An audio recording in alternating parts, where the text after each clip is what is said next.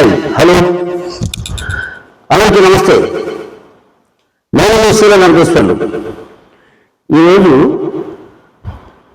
బీసీల వెనుకబాటు తరం గురించి, స్వతంత్రం వచ్చి దశాబ్దాలు గడుస్తున్న బీసీలు ఎందుకు వెనుకబడి ఉన్నారు, ఈ బీసీలకు చట్టసభల్లో అవకాశాలు రాకపోవడానికి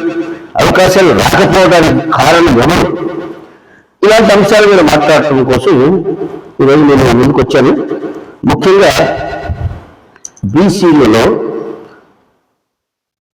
విభజిత ఆంధ్రప్రదేశ్లో 145 కులాలు ఉన్నాయని, కొంతమంది 142 అంటారు, కొంతమంది 147 అంటారు, రకరకాలు.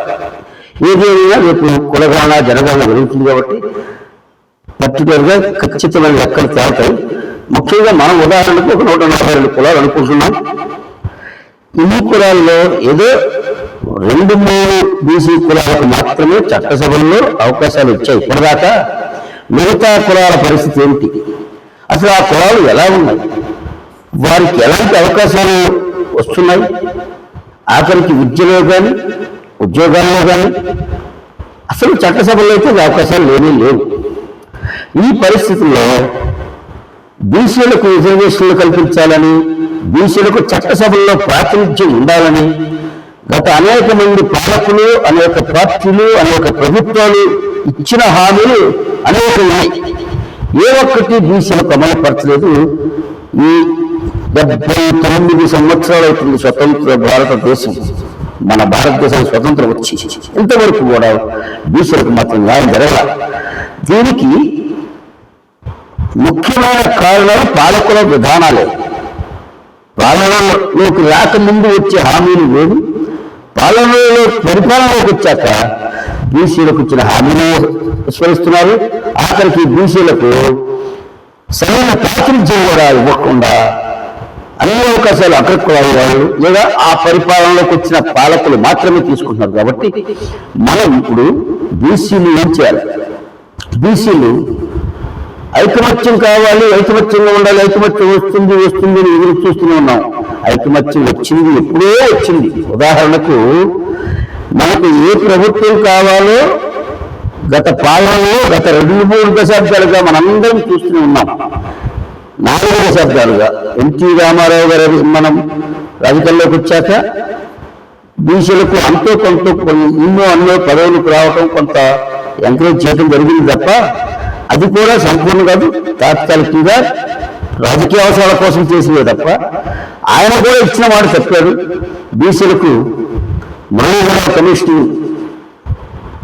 రికమెండేషన్ ప్రకారం 44% రిజర్వేషన్లు ఇస్తానని ఆయన వాగ్దానంతో ప్రచారంలో చెప్పి మొట్టమొదటి అధికారంలోకి రావడం జరిగింది. పార్టీ పెట్టిన 9 మందికి అధికారంలోకి రావడానికి ప్రధాన కారణం బీసీలకు అతి ముఖ్యమైన రిజర్వేషన్లు, లోకల్ బాడీ ఎన్నికల్లో 44% రిజర్వేషన్ ఇస్తానని చెప్పి అధికారంలోకి వచ్చాడు. కానీ ఆయన ఇవ్వలేకపోయాడు. అనేక కారణాలు ఉన్నాయి. దానికి మన బీసీ బిడ్డలైన గౌతు లచ్చన్న గారు కావచ్చు, ఉమ్మడి ఆంధ్రప్రదేశ్ కాబట్టి అప్పుడు మన కొండ లక్ష్మణ బాపూజీ గారు ఇలాంటి బీసీ నాయకులు అందరూ ఏకమై మొట్టమొదటి ఆంధ్రప్రదేశ్లో ఎన్టీఆర్ గారు అధికారంలోకి వచ్చిన మొదటి 2 సంవత్సరాల్లోనే వాళ్ళు తిరుపతిలో పెద్ద సభ పెట్టి రామారావు గారిని నిలదీసి గర్జించి, బీసీ గర్జన పెట్టి నిలదీసి గట్టిగా అడిగితే మళ్ళీ ఆయన ప్రయత్నం చేసి ఇద్దామనుకున్నాడు. కానీ అప్పుడు ఉన్న కాంగ్రెస్ పార్టీలో ఉన్న అగ్ర కులస్తులు కావచ్చు, తెలుగుదేశంలో ఉన్న కొంతమంది కావచ్చు, అందరూ కలిసి మళ్ళీ దాన్ని బుట్టదాఖలు చేశారు. ఒక జీవో మాత్రమే ఇవ్వగలిగారు ఎన్టీ రామారావు గారు. ఆ జీవో బుట్టదాఖలు అయిపోయింది. అయితే ఇప్పుడు చంద్రబాబు నాయుడు గారు కూడా 2012 ఇటీవల మనందరికీ తెలిసిన టైంలోనే రాష్ట్రం విడిపోక ముందు పంచాయతీ ఎన్నికలు వస్తున్నాయి 2013లో అని చంద్రబాబు నాయుడు గారు కూడా అప్పుడేం చెప్పారు, బీసీలకు లోకల్ బాడీ 50% కల్పిస్తాను రిజర్వేషన్లు అని చెప్పారు. కానీ తర్వాత 2013 పంచాయతీ ఎన్నికల్లో లబ్ధి పొందారు. పంచాయతీ ఎన్నికల్లో అత్యధిక సీట్లు తెలుగుదేశానికి వచ్చాయి. తర్వాత 14లో రాష్ట్రం విడిపోవటం, ఉమ్మడి రాష్ట్రం విడిపోయి ఆంధ్రప్రదేశ్ కావటం ఆయన 14లో ముఖ్యమంత్రి అయ్యారు. కానీ బీసీలు విస్మరించారు.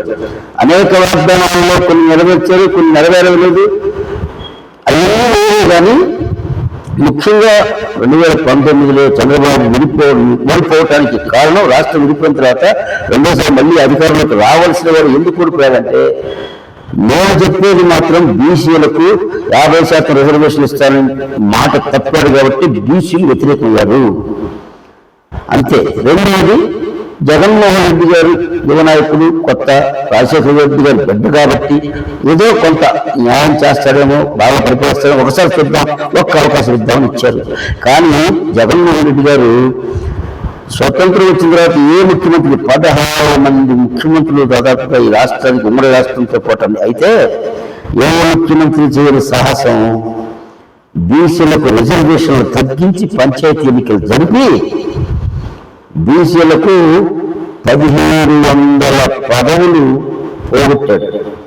అన్నింటిలో అగ్రకులలో లేకపోతే ధనికులు వచ్చి అందరూ టెస్ట్ వేశారు. పంచాయతీ ఎన్నికల్లో బీసీలకు ఉన్న అవకాశాలు 1700 పదవులు పోగొట్టాడు. అందుకే ఆయన బీసీలకు కులానికి ఒక కార్పొరేషన్ పెడుతున్నా అని చెప్పి చైర్మన్ ఇచ్చి, డైరెక్టర్లు ఇచ్చి, ప్రతి కులానికి ఇస్త్రీ పెట్టుంటే 10,000, ఆటో ఉంటే 10,000, చేనేత మగ్గం ఉంటే 24,000, ఎన్ని చేసినా ఎప్పుడైతే చంద్రబాబు నాయుడు 2014 నుంచి 19 వరకు రాజధాని పెడుతున్నాను, పోలవరం 72% పూర్తి చేశాను, ఆఖరికి పసుపు కుంకుమతో 10,000 రూపాయలు మహిళలకు ఇచ్చాను అన్నా కూడా ఎలా అయితే ఓడించారో బీసీలు, నేను 10,000 ఇచ్చా, 24,000 ఇచ్చా, ఇంకో 10,000 ఇచ్చా, వాళ్ళకి ఇచ్చా, వీళ్ళకి ఇచ్చా, అన్ని ఇచ్చా, మీకు ప్రతి ఇంటికి నేను పథకాలు, ప్రతి ఇంటికి 4,000 పథకాలను ఇచ్చానన్నా కూడా జగన్మోహన్ రెడ్డిని ఓడించింది కూడా బీసీలే. మా పరిభాషలో ఎప్పుడు ప్రభుత్వం మారన్నా బీసీలో ముందు పార్టీ ఆ యొక్క నాయకులను ఓడించారు. ఇచ్చిన జరగబోయే ఎన్నికల పరిస్థితి ఏంటిగా నా ఉద్దేశం, బీసీలకు రిజర్వేషన్లు కల్పిస్తామనే హామీ ఏ పార్టీ అయితే ఇచ్చి ముందుకొస్తుందో వారు రేపు గెలుస్తారు. ఈ సందర్భంగా కేంద్ర ప్రభుత్వం కూడా ముందుకొచ్చి జనగణన చేస్తుంది. జనగణనలో ప్రారంభమైంది ఆల్రెడీ మన పుస్తరించి వచ్చే నెల మే 1 నుంచి మన ఆంధ్రప్రదేశ్లో కూడా ప్రారంభం అవుతుంది. కాబట్టి జనగణనతో పాటు కులగణన చేస్తామంటున్నారు. ఇది చేసిన తర్వాత బీసీలకు లెక్క తేలిన తర్వాత బీసీలకు కేంద్ర ప్రభుత్వం అయినా బీజేపీ కావచ్చు, తెలుగుదేశం కావచ్చు, జనసేన కావచ్చు, లేదా ప్రతిపక్షంలో ఉన్న వైఎస్ఆర్సీపీ కావచ్చు, వీళ్ళందరూ బీసీలకు ముఖ్యంగా మీరు పథకాలు ఎన్ని చెప్పినా బీసీ రిజర్వేషన్ల అజెండా ఎత్తుకోకపోతే ఏ పార్టీ అయినా మట్టి కలవక తప్పదు. బీసీలకు ప్రాధాన్యం రిజర్వేషన్లే. అయితే ఈ సందర్భంగా ఒక్కసారి ఈ 79 సంవత్సరాల స్వతంత్ర భారతదేశంలో అసలు బీసీలకి అవకాశాలు రాకపోగా అగ్రకులాలు ఏ రకంగా చట్టసభల్లో టెస్ట్ వేసి ఉన్నాయో ఇప్పుడు చూద్దాం. ప్రజెంట్ ఈ అసెంబ్లీలో, ఆంధ్రప్రదేశ్ అసెంబ్లీలో 175 స్థానాలకు గాను బీసీల లెక్క అంటే తెలుసా ఎంతమంది ఉన్నారు? ప్రభుత్వం లెక్క ప్రకారమే గత ప్రభుత్వం జగన్మోహన్ రెడ్డి గారు పంచాయతీలను సచివాలయాలుగా మారుస్తున్నాను, 3,000కు 1,500, 3,000, 4,000 ఓట్ల కల్లా పంచాయతీ చేస్తానని చెప్పి చేశారు కదా. అప్పుడు సర్వే నిర్వహిస్తే అందులో తేలిందంతా బీసీలేమో 52% ఉన్నారని ఆయన గెలిచారు. మరి ఓసీల్లో ఉన్న కమ్మవారు 3.31% అని చేశారు ఆయన. రెడ్లు 3.81% తెలిసారు. అంటే వాళ్ళు 3.5% కొంచెం ఎక్కువ ఉన్నారు రెడ్లు, కమ్మవారు 3.5% తక్కువ ఉన్నారు. ముస్లింలు 7% ఉన్నారు, పైన 7.1% ఉన్నారు. అంటే మరి 170 నియోజకవర్గాల్లో 52% ఉన్న బీసీలకి ఎంత ఉండాలి? సగానికి పైన ఉన్నారు కదా. అంటే 95 సీట్లు ఉండాలి. అదే ముస్లిం 7% ఉన్నారు కాబట్టి కనీసం 12-13 సీట్లు ఉండాలి కదా. వాళ్ళకేమో 2, 3, 4. బీసీలకేమో 46. అంటే సగానికి పైన 50 సీట్లు వాళ్ళు 50-60 సీట్లు వాళ్ళు తీసుకున్నారు. 3.5% ఉన్న కమ్మవారేమో 40 మంది ఎమ్మెల్యేలు ఉంటారు. 4.5% 4.5% పైగా ఉన్న రెడ్లు కూడా 40 మందికి పైగా ఉంటారు. ఇది ఎక్కడ న్యాయం? అందుకే బీసీలు మేమంటే మాకంత రిజర్వేషన్లు కావాలని, మా ఓటు మాదే, మా సీటు మాకే, మేమెంతమంది ఉంటే అంతమంది మాకు ఉంది. అసలు 100% రిజర్వేషన్ చేయండి. ఎటు ఓసీలకు 10% రిజర్వేషన్ తీసుకున్నారు కదా, ఈడబ్ల్యూఎస్ పేరు చెప్పి అగ్రవర్ణాల్లో ఉన్న పేదరికం పేరు చెప్పి 10% రిజర్వేషన్ కల్పించుకున్నారు. అది అమలు అవుతూ ఉంది కదా. మరి మా బీసీలకు 52% ఉంటే మేమంటే మాకంత 50% ఉన్నదా, 52% ఉన్నదా, 60% ఉన్నదా? ఎంతమంది కొంతమందికి మా రిజర్వేషన్ మాకు కూడా కావాల్సింది. అందుకే అసలు ఏ గొడవ లేకుండా 100% కోట్లు కేంద్ర ప్రభుత్వం తెలుసుకుంటే అనేక చట్టాలు చేస్తుంది తన స్టేట్స్లన్నీ. ఎందుకు చేయదు? కేంద్ర ప్రభుత్వం ఒకటే డిమాండ్ చేస్తున్నా, ఈ ఎన్నికలు రాబోయే ఎన్నికలకు మాత్రం కేంద్ర ప్రభుత్వం బీసీలకు రిజర్వేషన్లు కల్పించకపోతే కేంద్రంలో కూడా ప్రత్యామ్నాయమే ఎత్తుకుంటారు ఈ దేశ ప్రజలు. ముఖ్యంగా పర్టికులర్గా ఆంధ్రప్రదేశ్లో బీసీ అజెండా ఎత్తుకున్న వారికి రాజకీయ భవిష్యత్తు ఉంటుంది. అది చంద్రబాబు నాయుడు అయినా లేదా జగన్మోహన్ రెడ్డి అయినా ఎవరైనా అదే విషయం మాత్రం నేను పదే నొక్కి ఒక్కరించి మరీ చెప్తున్నా.